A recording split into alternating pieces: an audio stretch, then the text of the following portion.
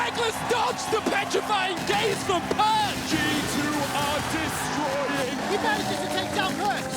Fnatic are popping up, and G2 don't stand a chance. And G2 find 3. The Jankos no ult, remember. He can't get out of this. G2, the perfect team fight. Slides his way in and flashes forward. Bwipo. And it's Fnatic who are coming out on top. There's a monsoon. Selfmade's going to go down. Oh no, Rekkles jumped away from him. And Jankos will be shot down. Here comes the charge in from the side of G2. Could do nothing about it. Low here as well. Cavs might look for that true shot barrage. Jankos going to jump into the pit. He goes unstoppable. He steals it. It's secured by G2. G2 are inevitable. G2 are inescapable. Snatching the record set by Fnatic. 7 titles for G2. I think mostly it's in our own heads, and that's something we have to figure out, obviously, because the goal here is to beat G2 and to get the trophy back. Even right now, winning LEC is not like something big. It's more about beating G2. And then comes the most important thing, which is winning Worlds, right, and becoming the world champion. Like right now, we're just playing our own game, where we have to keep staying ahead of everyone else. That's always harder than it is to catch up to someone. Fnatic has always had problems with drafts in that sense of like being stubborn on picking up champions, and they're probably forcing themselves to pick up new champions to be ready for whichever meta that will be. Regardless of what we would have played on that day, we would have still lost 0-3, so it just felt like they had a better strat there, basically. When you make it all the way to the LEC finals, that's like one of those high points in your climb. You're going to drop down at the end of the start of summer anyway, right? You're going to have to start where everybody else starts. Just because you lost the finals doesn't mean that you can't climb back up. Fnatic is a team that we need in Europe because we need to be challenged in every play if we want to compete against LPL, because they play really aggressive as well. There is no better rivalry right now in League of Legends, because you look over LCK, your SKT and your KTs are not at the top. EDG and RNG, they're not at the top. CLG and TSM, they're definitely not at the top. 就说明他们整个战队的风格和就是打法，然后每个人的水平是保持了非常好的意思吧，所以我其实很看好他们在世界赛的表现。 일단은 두 팀 경기하는 게 일단 경기가 좀 재밌고 그리고 또 라이벌 관계다 보니까 이 두 가지 이유가 그냥 제일 큰 것 같아요. 사람들이 많이 열광하는 것 같아요. I'm really excited to see which one of the two is actually gonna put the other one into the dirt. So the fact that Europe has G2 and Fnatic, and then how competitive they have been also on a global scale, that's what makes this the best rivalry in League of Legends right now.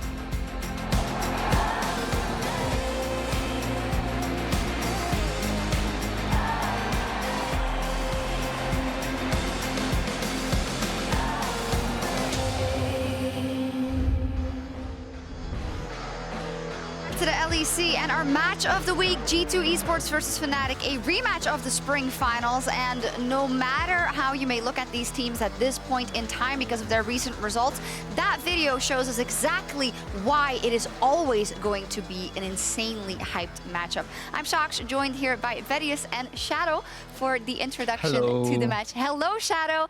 First up, congratulations. Great stuff on locking that number one spot. Thank you. Awesome. You also won the Kia Player of the Game with 42% of the votes. I don't know if someone told you. Nice. Yes. But I thought you could just play Lee Sin. Well, everyone thinks that I can only play Lee Sin, but in reality, I can play a lot of champions. It seems so. We don't have that much time before we get into the picks and bans, which is why we invited you here. But I do want to kind of know what your opinion is on the two teams and why you think that they're not performing as we're used to.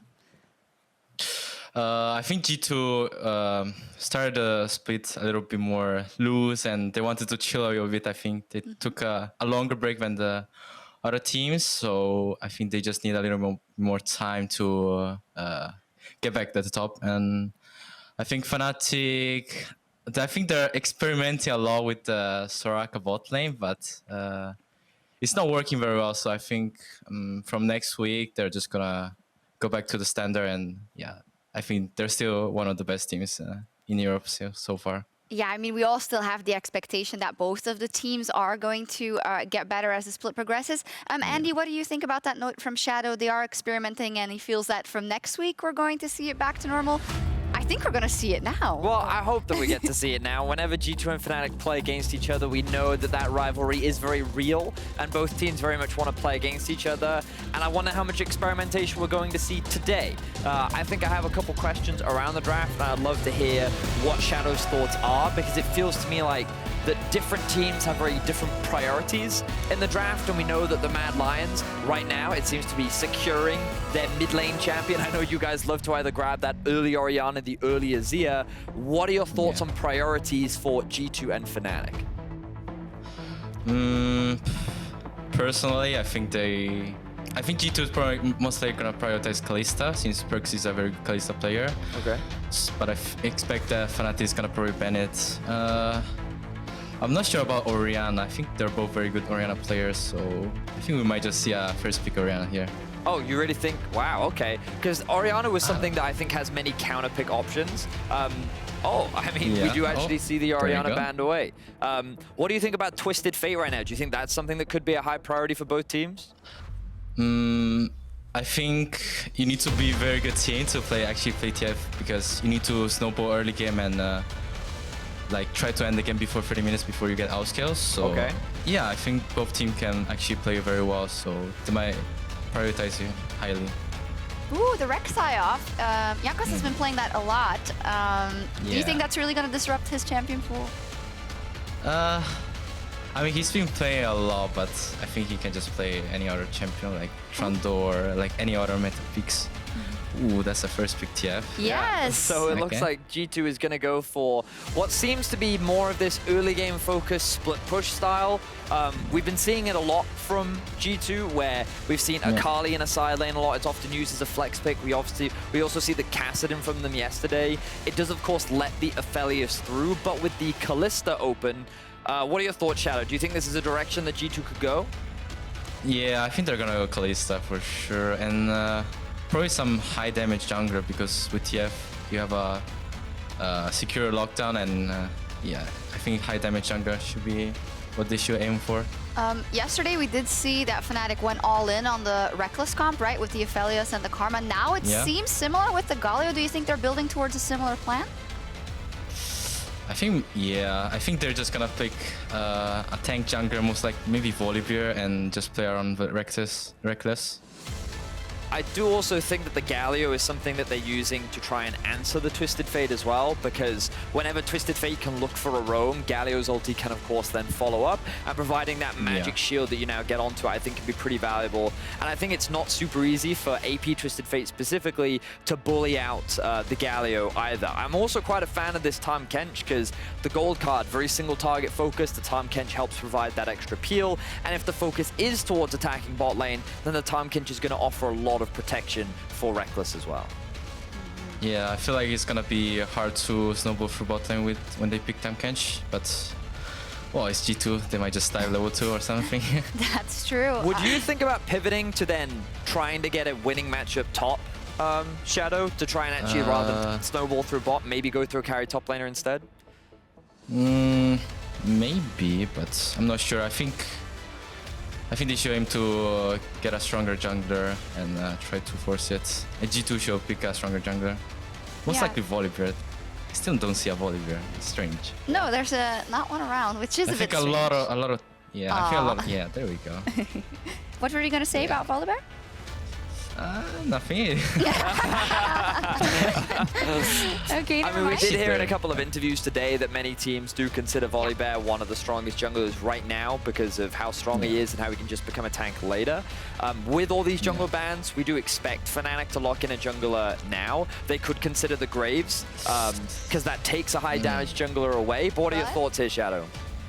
I would prefer the Lee Sin actually, but... is that Shadow bias, or is that the Lee Sin maybe, just a bit. But I think Graves is not the best champion to TF. Like, you can't really... Yeah, I mean, you're very short range, and he can just gold card you, and you actually just get one shot. And they're not funneling into Graves, so he's not gonna be that strong. That's fair. Pantheon jungle, I think. Yeah. And like that is a very strong mid-jungle duo. Like you have the double ultis from Pantheon and TF making it very easy to attack a side lane. You've got a little bit more AP damage with the Mordekaiser in top 2, but the point and click CC coming out from G2 right now is very, very strong. Yeah, they just go for the easy comp, right? An important I game. think Mord is very smart here actually. Why? Because if you just ult Galio, they have no front line, and like Aphelios cannot walk up to damage G2. I think it's a very smart pick for them. And then we have the Ornn to round it out for Fnatic. Shadow, which comp do you prefer here and why? I think I like more G2 because it's you have to snowball early game, and you like to fight, and yeah, that's kind of my playstyle. So I think G2. I think they're both pretty good comps, but I still prefer the G2 one. When it comes to mid-game team fights, who would you prefer there? I think if G2 doesn't snowball in like mid-early game, I mean, Fnatic is just gonna take over at like 20-25 minutes. And the game is going to be over at that time. Yeah, I agree with Shadow. I think that Fnatic's comp is very much about mitigating all of the early game pressure from G2. We saw SK manage to do it yesterday, but whether or not you can do it against so much roaming power is going to be the big question. I think there's a lot of responsibility on G2 to be proactive, and the question is, can they actually pull it off? I mean, I think if they have to dive bot lane permanently, and if they don't, well, it's gonna be a rough one.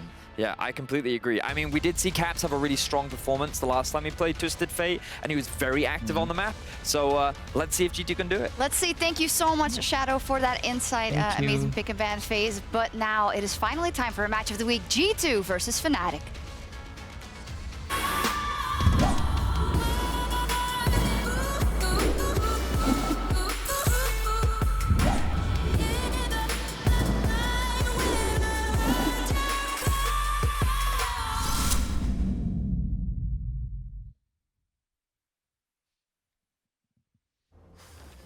And here we are in the battle for 5th place. Match of the week for Alienware, 3-3 for both of these lineups. But Froskurinn, we can joke as much as we want about the current status of both of these teams, but at the end of the day, it is still Fnatic versus G2. It is still back-to-back world finalists. 2019, 2018, Fnatic and G2. So yes, it is the battle for 5th currently, but you must pay them respect. And when they face each other, history has shown us it always goes down to the wire. I expect this to be a bloodbath, and I expect both teams to be on their best behavior and give us a good show.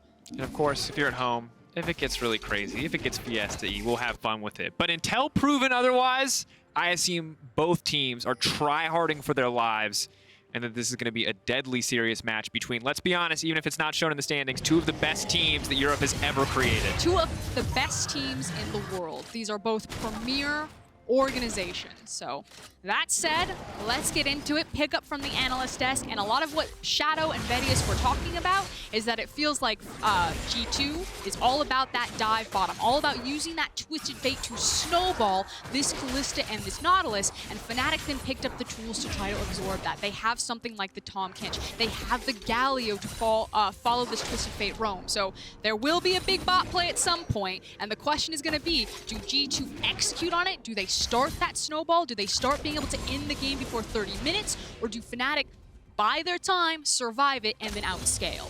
And it's good that you bring up bot lane plays, because one man who has historically always dove bot lane towers is Jankos when he plays this Pantheon. We saw it all throughout spring. Often it was the Taliyah Thresh bot lane when Caps was down there. Now, obviously, it's very different. It's the Kalista Nautilus, but we may be able to set the same expectations here because Jankos is incredibly aggressive and abuses Pantheon's kit to the fullest in the early game. And especially, as Shadow was talking about in the analyst desk, you know, when you do have a high damage jungler like a Pantheon, you can try to team up with that Twisted Fate pre-level 6 where you're not playing around the Destiny, not playing around the bot lane and the snowball, and try to maximize that point-and-click CC for the kills. So Nemesis needs to be careful, at least for these first 1 through 5 levels, that he doesn't find himself overextended and on the wrong side of a gold card and a Pantheon.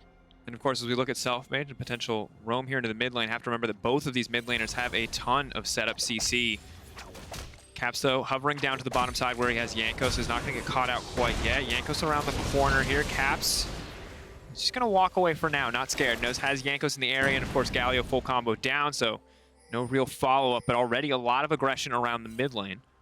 Taking stock of the fact that it is the unsealed spellbook Twisted Fate as well as Galio. Not super uncommon, but we'll need to keep track of those summoner spells. Currently both running the flash teleport, so again, it feels like things should be relatively quiet outside some potential ganks onto the mid lane until level 6, when it should be all about the side lanes.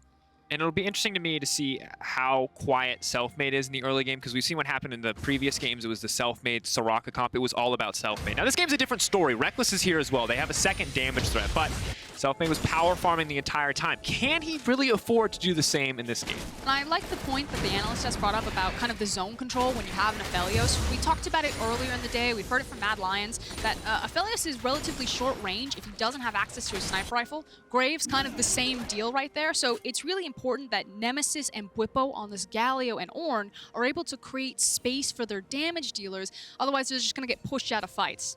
That said, G2's composition also doesn't have a ton of ranges. Potentially a first skirmish.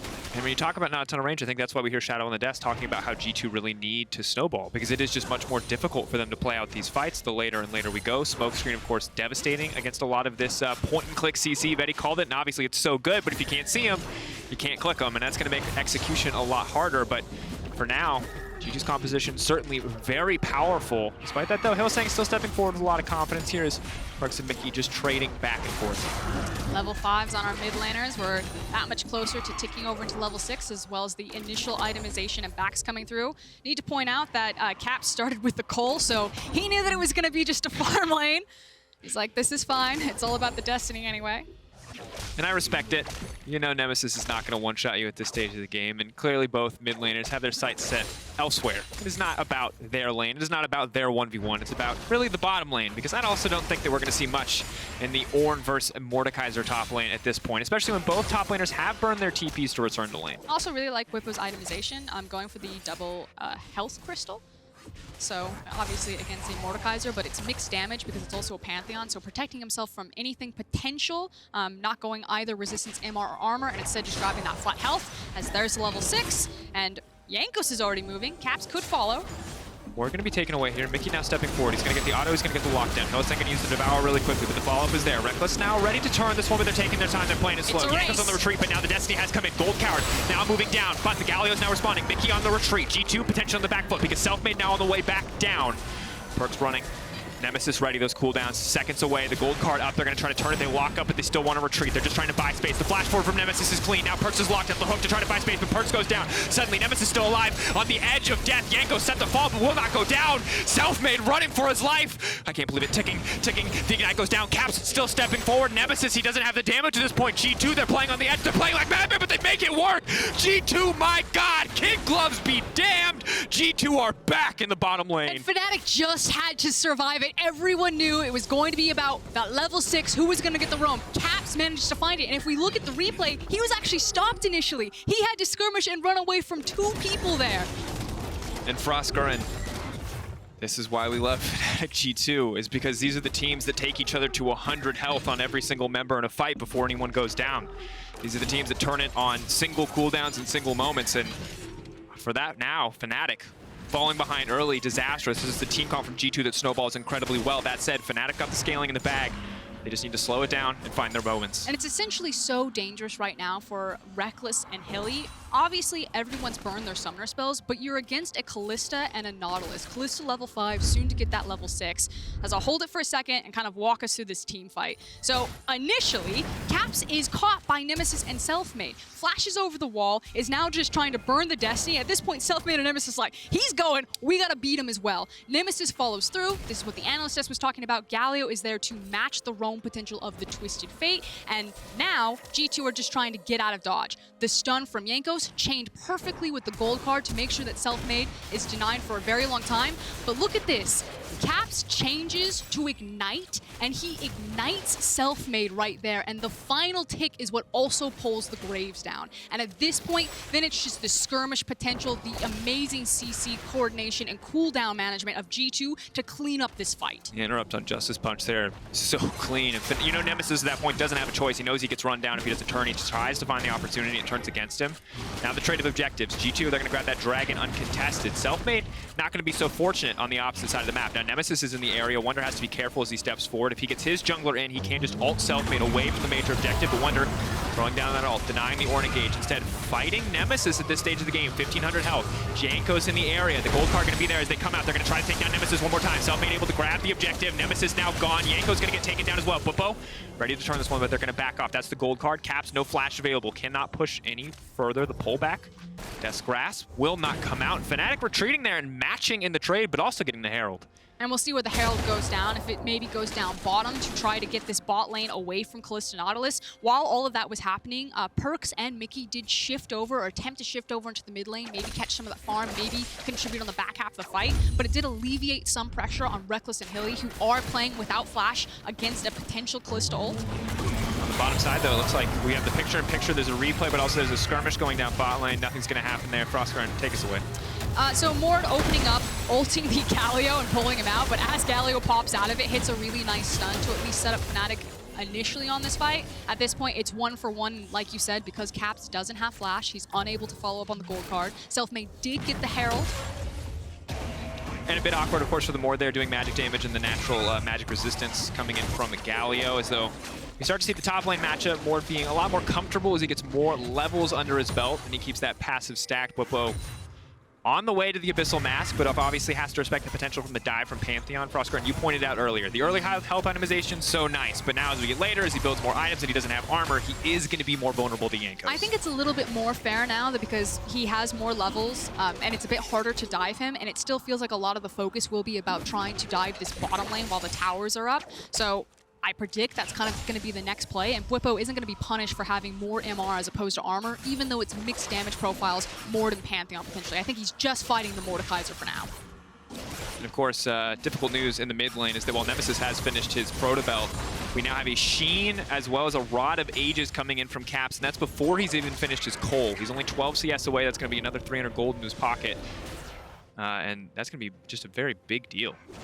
Do you want to give a quick shout out to Rekkles and Hylissang though? I know it's like a really small thing, but you can see Mikyx even hex flashing and okay, we didn't see that one. And immediately going for those brushes there was actually, again, trying to punish Rekkles and Hylissang not having flash. They've managed to play the lane really well where they're constantly shoving forward and then taking quick backs. Perkz and Mikyx never found the window to try to punish the flashless Aphelios. So small thing, but that could have snowballed out of control. Rekkles and Hylissang held the fort. Not giving any more opportunities to a G2 who's already found a lot of early game kills is certainly a difficult team to do, and certainly something that most teams in our league have struggled with in the past.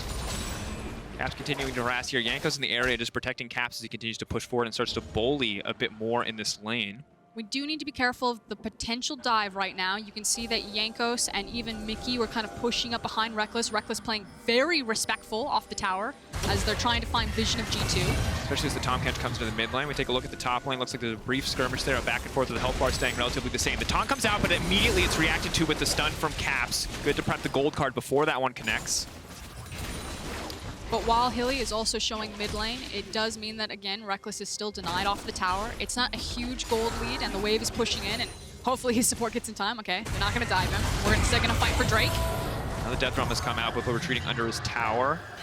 Wunder playing on the edge here, taking some risks. Bwipo appears trying to bait him in, but here comes Caps in the meantime, just going to ghost his way in. Pantheon too, why not? But sadly, Jankos will not grab the assist, and Bwipo taken out. And what is going to be the counterplay on the other side for Fnatic? They pulled down Selfmade, they're trying to just shove the tower, or shove the wave in. Dragon is going to be spawning in 57 seconds. But if Fnatic overstay here, Caps does have TP. They could look to contest this, but Nemesis is on the way down. Fnatic certainly have priority in the play. If G2 stick around for too long, they could just get taken out before the rest of the team can even arrive. Perkz still playing aggressive. Hylissang caught out. The depth charge coming in. Can they take down Hylissang? Can they get the reset of the run? The damage is not there. Nemesis trying to find the taunt. The pullback on the Fate's Call, and Wunder in the midst of everything, doing so much damage. But Aphelios now free-firing. The blue ult, not enough. Fnatic pulling back. The Herald gets free time on the tower, but no one else is able to get the shots in, and G2 are holding for now. Suddenly the turn again. Bwipo caught out, but will dash to safety for now. The Ornn coming in. Maybe, just maybe they can turn it. Rekkles, he's got the white gun, he's got the setup, but the range is too short. He can't find the opportunity. Jankos flashing forward, the spear shot, the rest of the team on the hunt. G2 are merciless. That's the red card, slowing down the entire team. Gold card coming up shortly. Rekkles running for the hills. The Nimbus cloak, is it enough? Can it take him out? The hook will not connect. Nemesis slow. The death grasp. G2 8-2 at 13 minutes. Yeah, and just in time for the Infernal to spawn in 3 seconds. That was such a needless force by Fnatic. The Ornn ultimate coming underneath the tower, Bwipo staying for way too long, and as soon as he fell, G2 saw their opportunity and just ran through Fnatic there. It's such a long, extended fight. Perkz and Mikyx, it felt like playing very boldly to step so far forward as we see the Drake come down in the meantime. And again, I like this initial play from Fnatic. They're trying to trade cross-map. They just saw G2 on the top side. They get some plate gold. And this, yeah, Hilly's not entirely synced with his team, but it's like, okay, it makes sense. Fnatic have the numbers advantage. They're trying to skirmish early. It's kind of at this point that I think you need to prioritize the Drake. Bwipo gets pulled into the tower, takes a ton of damage, and then turns around and uses the Ornn ultimate, and then gets pulled in again. And Froskurinn, I think the thing that we're seeing is, well, one, G2 coming into this play have a gold lead, right? And they're ahead on the play, or they're behind on the play slightly on this one, but they have the TP advantage. But the thing that makes this even more difficult is we're running into, I think, some of the same problems from the last Fnatic competitions we saw last week, which is that, yes, they can get Perkz low, but it's so hard for them to finish because while Nemesis can leap forward, Selfmade and Rekkles do not have the space to do so because there's so much disruption from the rest of G2. And it's also just, again, it feels a little bit forced from Fnatic. You know, you can play this one a bit slower, play around your big, beefy tanks, play around your Aphelios. You're kind of playing into the hand of G2's composition when they're stronger on these initial item power spikes. Absolutely are. We already have the Leandries now coming in from Wunder. You look at the respective laners. Perkz falling a little bit behind Rekkles, but just barely, whereas Caps, Jankos, and Wunder topping out the charts here in terms of individual gold. And Lichbane, Roa, Swifties at 1450 in the game. Caps is terrifying. And Wunder's going to keep using this ult, keep pressuring Bwipo. Bwipo going to flash here in the exchange. What? Is this a replay? It's not a replay. One more time. If first it works, why not try it again? And Wunder cleverly using the Mordekaiser ultimate to kind of force Bwipo to at least fight him or hold him in place while Caps makes his way up there to finish off on the play. Kind of a cool and cute combo. And I gotta say, of all the things that we've seen both these teams experimenting with, the Mordekaiser TF duo to shut down a top laner is looking damn good. Also the fact that, you know, double AP, you'd think then that Bwipo having itemized into so much MR, it would help him out there, but... Yeah, sadly that if you just hit him with all your spells, he's just not tanky enough. Not yet. Maybe it gets a little bit different as the Abyssal Mask, but of course he's falling further and further behind, down a level. Mikyx here ready to contest in the jungle. Selfmade running in as well. Rekkles set up with excellent guns here. The Caliburn gives him the extra range. Maybe they can keep this going. The taunt, where's it going to go? Only able to connect on one. Definitely not what they want. Caps just autoing freely over the wall. The Rekkles ult goes wide. Not what they needed. Selfmade going to use his ult to disengage as Wunder continues to pressure in on the top side. Fnatic still fishing for these opportunities, but running out of options fast. Yeah, and unfortunately, one of the issues for Rekkles was that he didn't feel confident to step up there. He had someone flanking him on the side. I'll double check when we get the replay. I'm sure we'll get. And so you couldn't just follow up on any of the damage. And because it is a Galio composition and because Graves is a scaling-oriented jungler, yeah, he does a lot of damage, but he still needs some of those core items. And we saw in the gold chart that he's doing his best to try to farm, but Pantheon kind of got springboard ahead of him. There's not a ton of kill threat if your Aphelios doesn't also get to hit the target.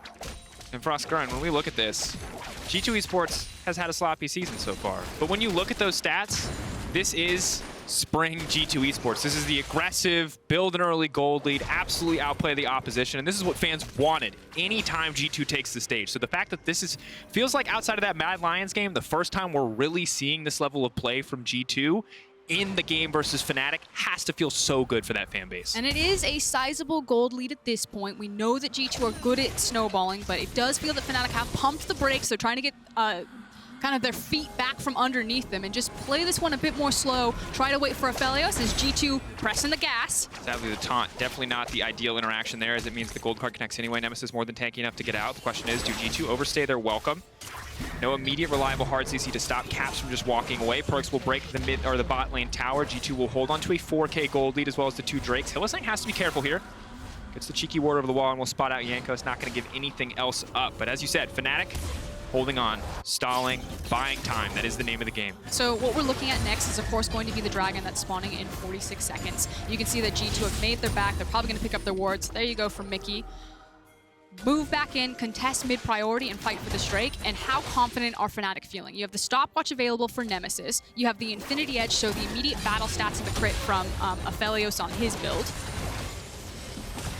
Will help a decent amount.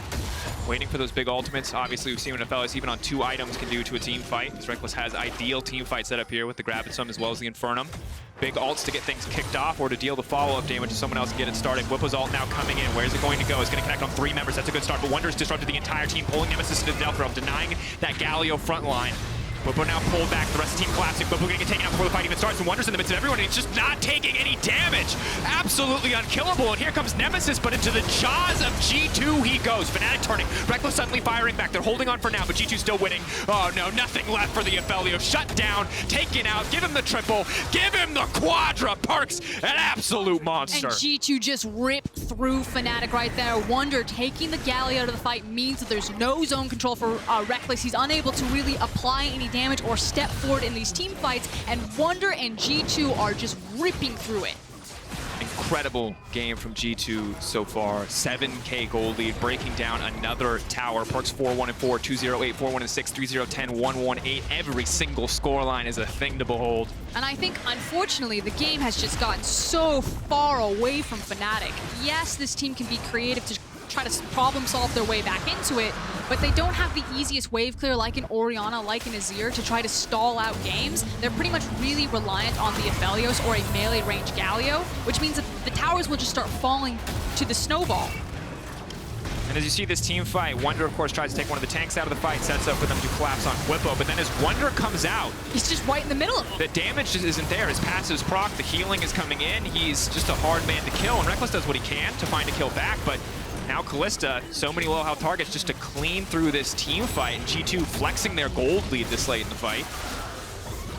Should be noted, though, that at the back end, Perkz and Jankos did use their flash to chase down Rekkles. So maybe it gets a little bit better for Rekkles for the next team fight. The problem is, Froskurinn, normally in these situations, you talked about wave clear, the Oriannas, the Azirs, the champions that can hold on and stall safely. Fnatic have none of those. The other half of that coin is disengage.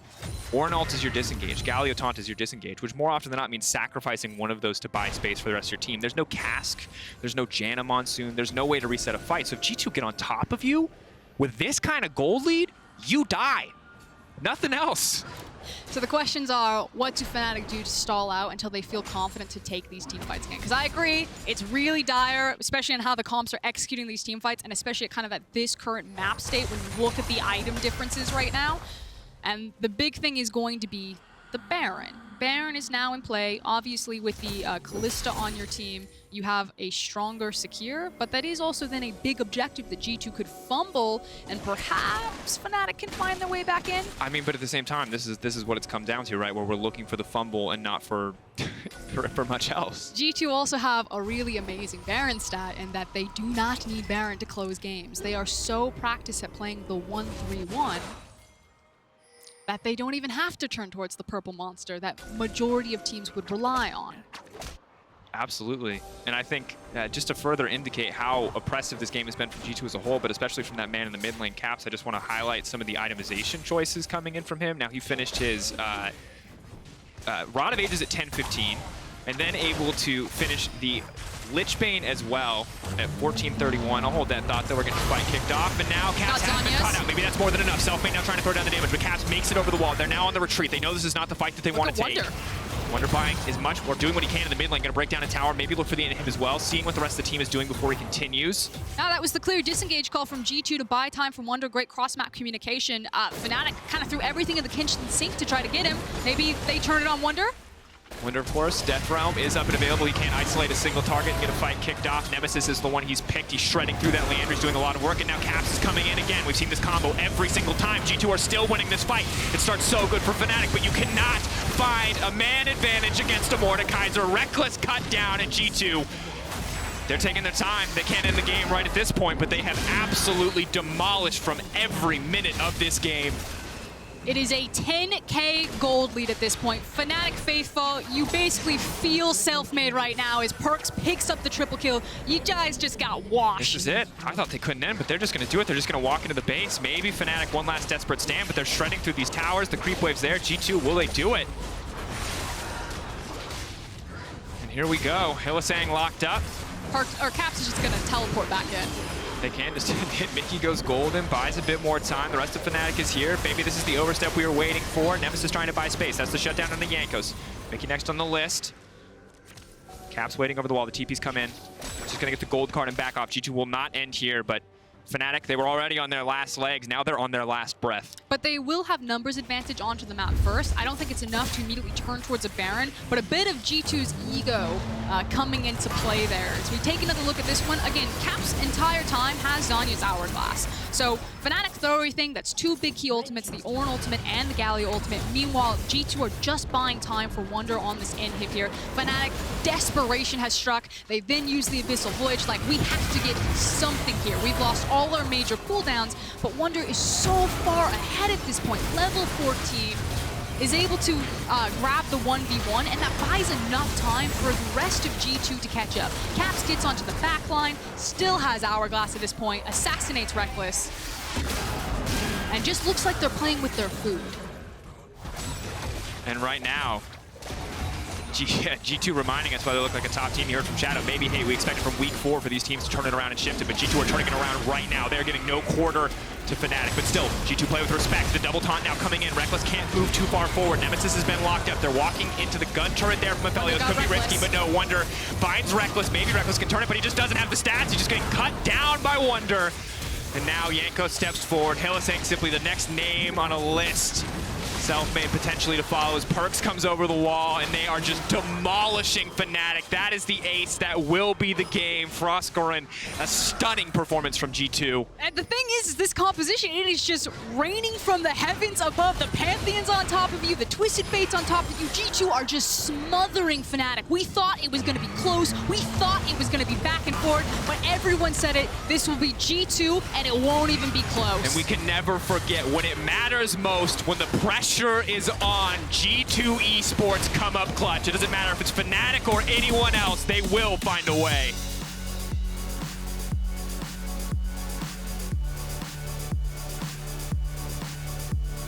I'm not gonna lie, that one leaves a sour taste in my mouth. Yeah, it was... Whew. You can see it on the Fnatic's faces. And that's the thing that I think is so terrifying about G2. We see two teams in similar situations, losing games that they didn't want to be losing, trying things that don't seem to be working. The difference is, Fnatic talked about it, it's not a joke to them when they lose. They didn't like losing. You heard it from Selfmade.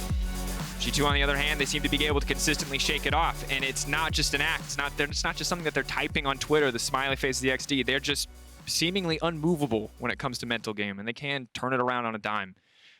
Key player of the game, though, in the meantime, before you make your point. I always see on Twitter, Wunder, Caps, Mikyx, whoever you want to go for. I think there's like two big takeaways here. I think one is that G2 look like a completely different team when they're able to get Caps out into these side lanes. I still think that they're very reliant on champions like the Kalista or potential to snowball.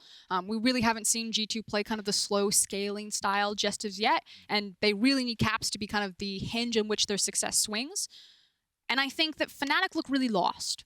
I think their compositions feel a bit disjointed. When you watch them in the team fights, you know, it's Hilly and Bwipo kind of stepping forward as the rest of the team is pulling back. And it frankly looks like there's some communication issues that hopefully they'll iron out soon because they're running out of time. But it's the only way I can describe it. They just look a little bit lost.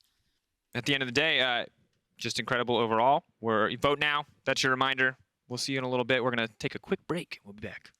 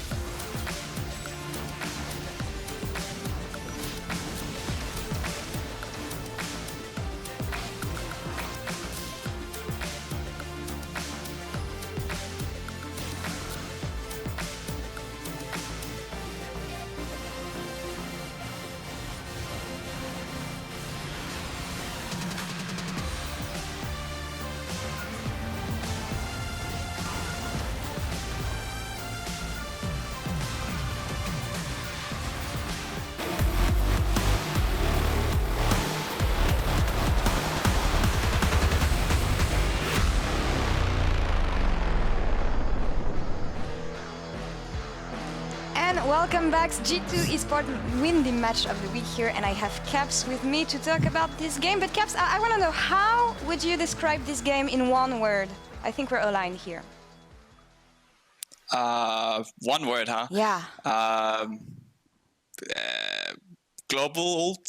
Global ult. That's the word, okay. but That's something we will talk about later because I want to talk about your performance on Twisted Fate. But before that, I want to say Stomp. And I want to say that Fnatic had a composition to match what you had in mind, but to me, they were not patient enough. And I just want to know your take on it. What made you win, and what could Fnatic have done better here?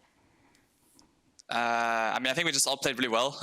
I think our top and bot were both doing really, really well in their like lane, which makes it really easy for me and Jankos, who are playing like a very roam-centric mid-jungle, to just come and collect kills. Like both top and bot, we were ulting and getting kills kind of everywhere.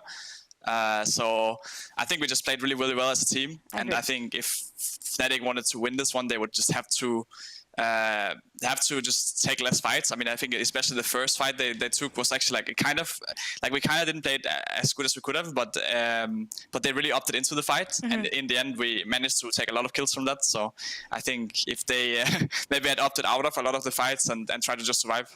I agree, and this is one thing that we've been seeing a lot from Fnatic, being hasty and not playing around their strength really in compositions. And I want to talk about something you mentioned during the match of the week preview, saying that Fnatic are stubborn in their drafting choices. They force themselves sometimes to pick new champions, and I know you used to play with them. So is it something that you used to see when you were at Fnatic, and how do you explain the fact that they're always trying to think outside the box, but sometimes it doesn't work? But I think back when I was on Fnatic, we always had like our way of playing as well, right? We were very good at that way of playing, and throughout the 2 years I was there, it was like different ways we had, but we would stick to the same thing for a long time and keep practicing that.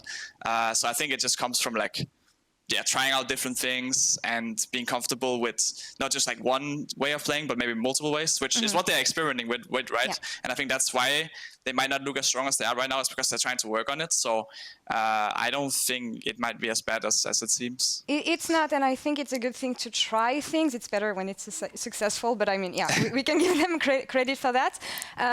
They will come back, we'll see in the next week, but I also want to know, are you finally back? Is this the G2 stabilized version that we've been waiting for? I mean, we were back week 2, and then we were out in week 3 again the first day, but we're back again, and hopefully we will be back next week as well, and the rest of the split. Hopefully you guys stay there and find your form. About player of the game, I want to say that you got it here. You made an amazing performance on Twisted Fate, and you were the one mentioning global composition and ults. And this is something I want to talk about, the impact you have with G2 and this mobile champion that allow you to play silent. Tell me more about it. So, I mean, I think TF is like a really strong pick in the meta. Like everyone's playing it kind of all over the world, and it was something that was played a lot in summer. Like Nemesis especially was playing it last summer actually, and we found it really annoying to play against. So we kind of just like took what they were doing back then and just like kind of improved on it. And I think so far it's going pretty well. I would say I'm like kind of a TF1 trick at this point, but maybe next week there's will be another champion.